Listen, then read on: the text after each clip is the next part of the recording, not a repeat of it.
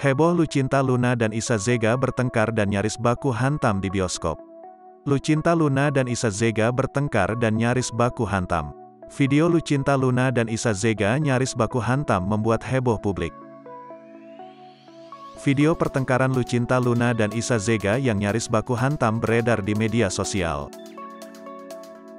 Dalam video yang beredar, Lucinta Luna dan Isa Zega bertengkar di area bioskop. Lucinta Luna dan Isa Zega saling adu mulut di depan umum dan ditonton banyak orang.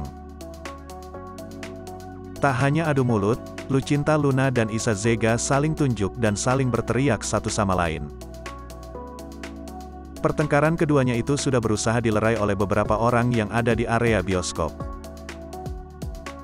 Lucinta Luna yang memanas dan menunjuk Isa Zega berusaha ditenangkan oleh temannya.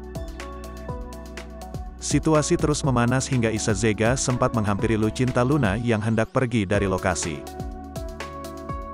Isa Zega nampak mendorong Lucinta Luna hingga akhirnya keduanya semakin terpancing emosi. Beruntung tindakannya itu langsung dilerai kembali oleh beberapa orang.